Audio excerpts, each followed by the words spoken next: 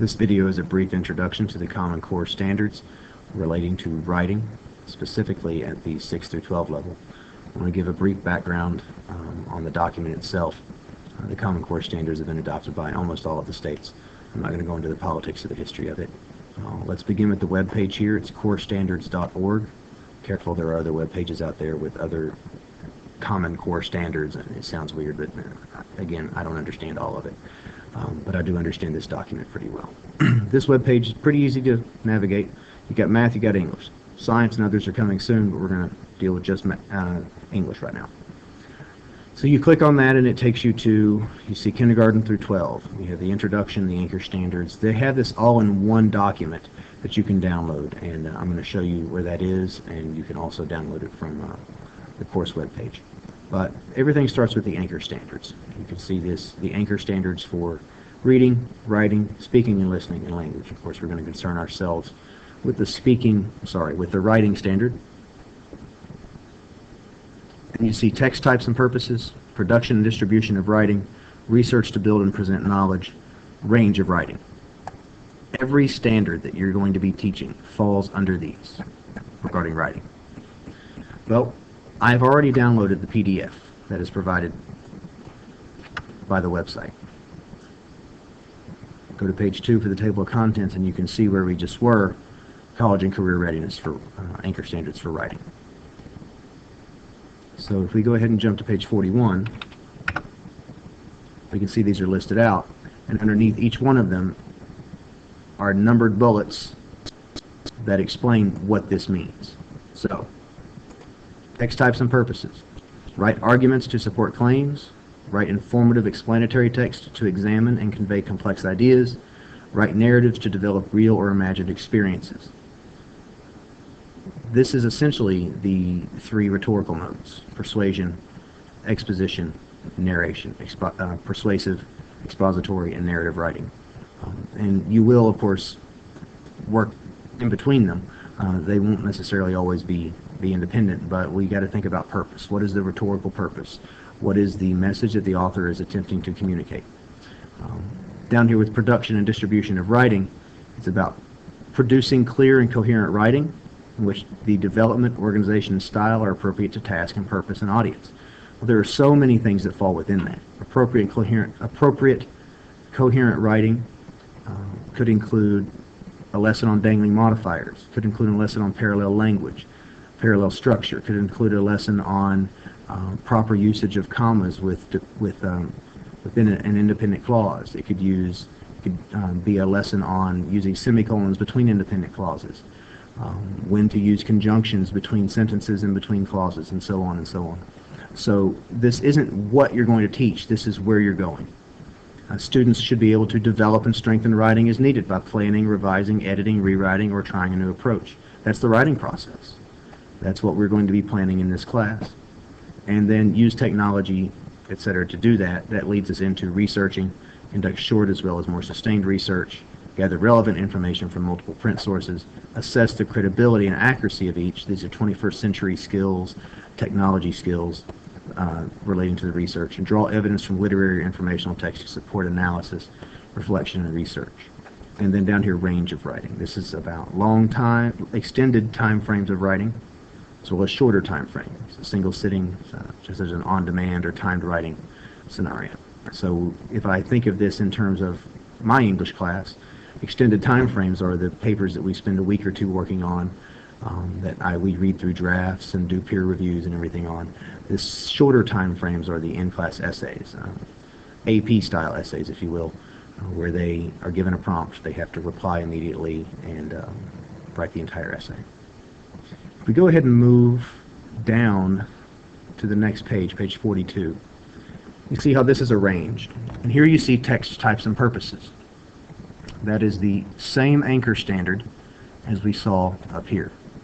But what you do is you take the number 1, which is the same for each grade level, and you begin to break it down into more palatable standards for each grade level.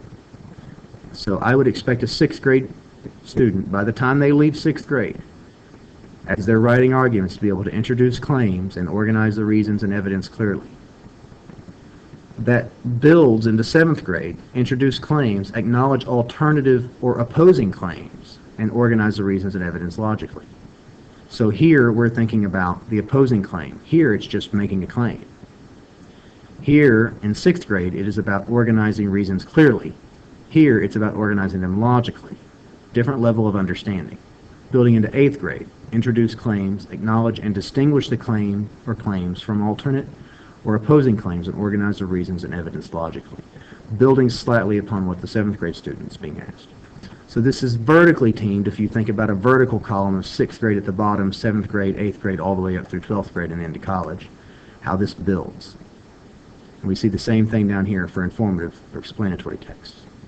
In a later video about the writing process, we will come back to these because these pretty much organize everything you need to teach in order to successfully lead students to completing these types of assignments. I do want to go on down to high school, and it is on page 45. And here we see the same thing, text types and purposes. Here we see the same standard. Write arguments to support claims and analysis of substantive topics or text using valid reasoning and relevant and sufficient evidence. Same thing we've seen before, but the letters change, and you might expect that they're much more complex here. Now, instead of seeing 6th, 7th, and 8th broken out, instead of seeing 9, 10, 11, 12 broken out in its individual columns, like we did with 6th, 7th, and 8th, here we see 9 and 10 grouped together and 11 and 12 grouped together. There's various reasons for this. Sometimes students are tracked in different ways, but we should expect that any kid who finishes their sophomore year can do these things, and then any kid who by the time they are ready to graduate should be able to do these things moving into college. Notice writing arguments, writing informative or explanatory texts, writing narratives. Those are the 3 major things that are being assessed here. You're not going to see poetry in this. Sure, you could have a narrative poem. You might have an expository, explanatory poem. You might have a poem that makes an argument. It's worried more about the purpose of the piece than necessarily the genre. There are other parts of the document that talk about that. You see the standard here for, say, a freshman class. Develop claims and counterclaims fairly, supplying evidence for each while pointing out the strengths and limitations of both in a manner that anticipates the audience's knowledge level and concerns. All right, there's a lot there. So what you might do, you couldn't teach a whole lesson that does all of this. You need to break this down into more manageable bits. Some schools have gone through this and created bullets underneath each one. If that's the case and your school has that, then you'll have that document. I feel like that's a bit tedious and takes out some of the professional learning and decision making on the teacher's part. Either way, the way you would list this is CCS, Common Core Standard, 9-10, 1B, and then you would list the part of it that you're going to be teaching. So let's say today's lesson we're going to focus on developing claims and counterclaims fairly. So develop is the verb. Students will be able to develop claims and counterclaims fairly. If we put that in the language of Kentucky's learning targets, it will say the students are saying, I can develop claims and counterclaims fairly by the end of the lesson. Say the next lesson you want to focus on supplying evidence for the claims and counterclaims. Then your objective for the lesson becomes supply evidence for each.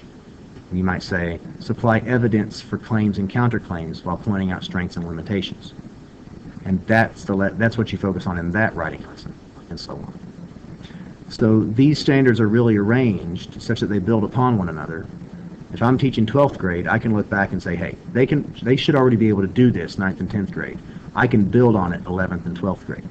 And I'm building relationships between myself and my 11th grade teachers so that I know what they're doing, and I know where I have to pick it up and where I have to reiterate some things. My last comment on this is that people often bemoan the standards. Teachers talk about this, they have to teach the test or they have to teach the standard, and the standard doesn't allow them to do what they want to do. Well, I have a couple comments on that. One, you're hired to do a job. This is your job. The state and the districts have adopted these standards. These standards are what you teach. They're not necessarily how you teach. The means of teaching is not laid out. What you have to teach, what every student needs to be able to do in a fair and equitable education is laid out in these documents. If you're not doing that, then you're not being very equitable. Also, if I know exactly what I'm supposed to be able, what my students are supposed to be able to do, it makes me a better teacher. These standards can make you a better teacher, especially as they give you specifics that students are supposed to understand by the time they leave your classroom. This will become more evident when we start talking about the writing process and seeing how these letters A, B, C, D, and E lead you from the beginning of the paper to the end of the paper and help you walk through your writing process.